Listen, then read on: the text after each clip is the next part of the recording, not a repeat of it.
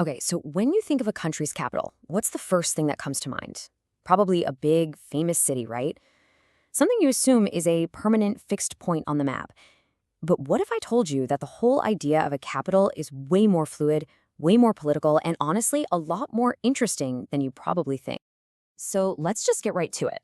We're all kind of taught to see capitals as these permanent, unchangeable facts of life, like they're set in stone forever. But is that actually true? Well, the reality is a whole lot more flexible.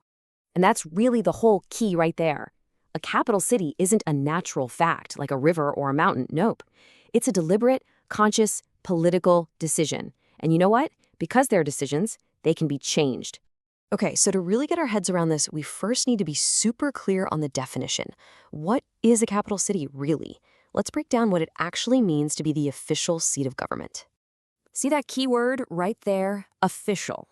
A city's status as a capital has nothing to do with its size, its wealth, or even how old it is.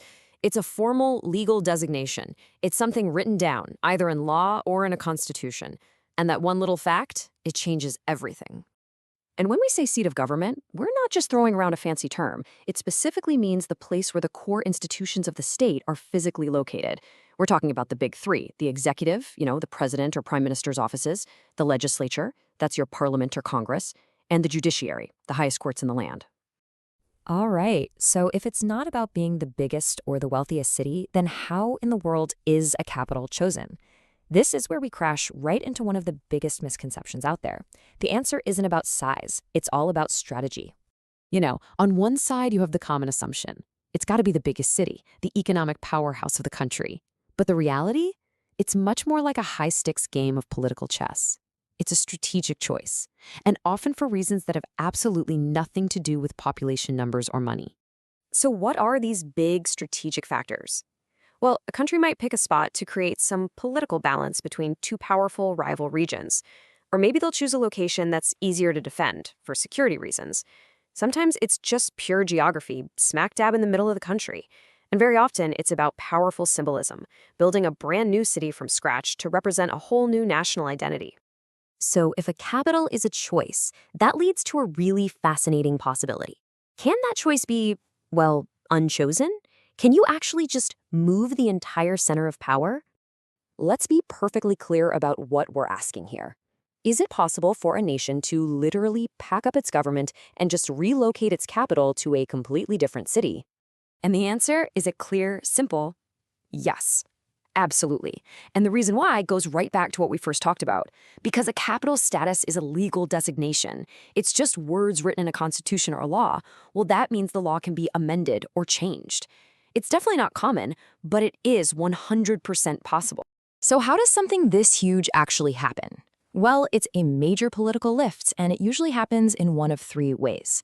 You could have a formal change to the Constitution itself, a brand new law passed by the legislature, or in some systems, a powerful executive decision from the very top.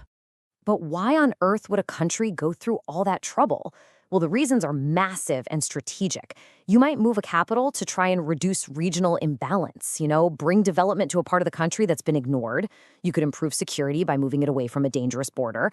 It can even be a practical way to deal with insane population pressure in an overcrowded city. Or it can be this huge, powerful symbol to show a dramatic political change, like when a whole new government takes over. We're talking long-term national vision here. But hang on. The story doesn't stop there.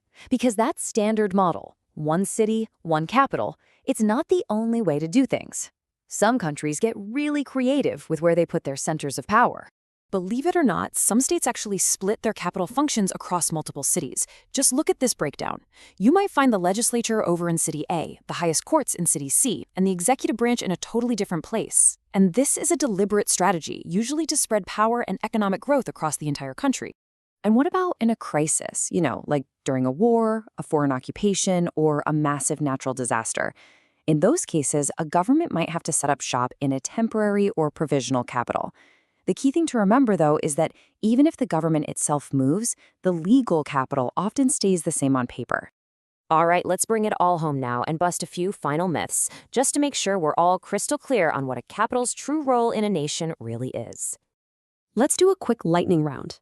Myth: a capital is what makes you a country. Nope, false.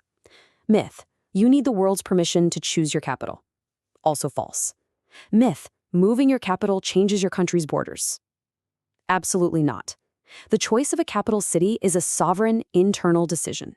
Period. So here's the bottom line, the most crucial point of all. A capital city is a tool.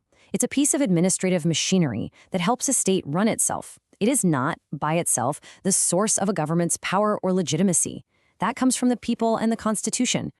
If you take away just one single thing from this, let it be this simple idea right here. Capitals are chosen, not fixed. They are dynamic, living reflections of a nation's politics, its strategy, and its very identity. So in the end, you see, capitals are so much more than just dots on a map. They are a nation's story, written in stone and in law. They don't just tell us where a country is right now, they tell us how a country sees itself, and maybe even where it's planning to go next.